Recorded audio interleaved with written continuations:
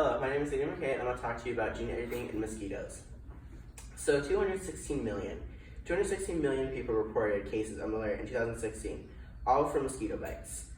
Scientists think that they have found a way to reduce the number of deaths and reported cases, but they're not for sure exactly yet. One of the ways they're looking at is gene editing. So before I get into the actual topic, I'm going to give you some brief history about what gene editing is and what the crisis is with mosquitoes. So the fight with mosquitoes with transporting diseases has been going on since the 16th century. I got this information from an article by Nadia Conray. So there are different types of mosquitoes. The first mosquito they've been looking at is Aedes genus, which is this one. The way you tell it is because it has white markings on it. Then the other one they're looking at is Anopheles genus, which is this one. This is the one that transmits malaria. This is the biggest one they're trying to get rid of.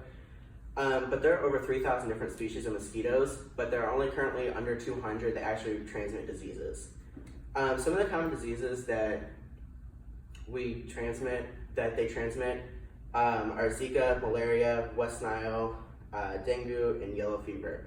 Malaria right now and Zika are the two biggest ones that people have been looking at. In the past couple of years, we've seen a lot of cases with Zika and malaria. Zika right now is affecting a lot of pregnant women, and it affects the babies and it really harms them. So the question that's still at large is, what can we do to stop this? You're trying to figure out what we can do to slow down the death rates and the cases.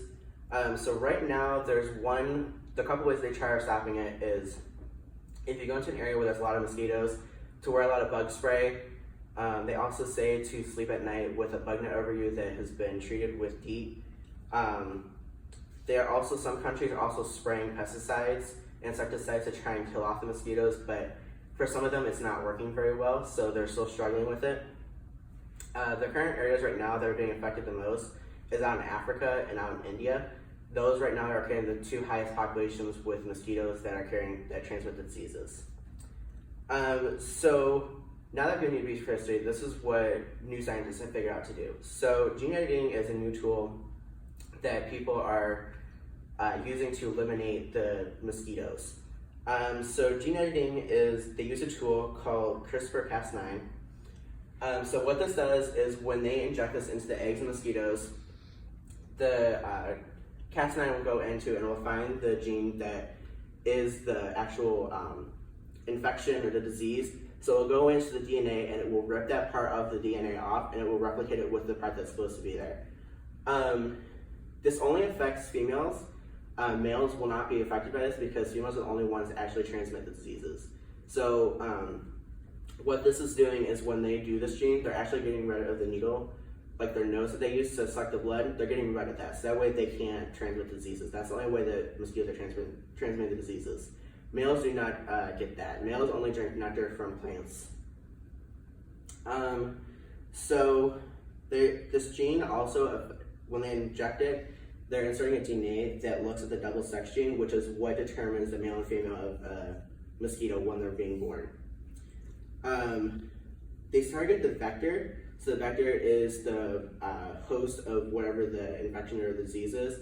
So right now the mosquitoes are the vectors. So scientists, they tried going after the actual disease, but they were not able to get rid of it. They started realizing that as they were doing it, that they were creating a lot of resistant genes. So they didn't want that. So instead of going after the disease, they would go after the vector. And by getting rid of the vector, they're getting rid of all the diseases that they transmit.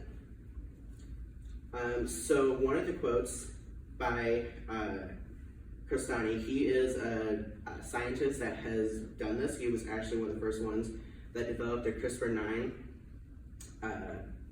tool to use.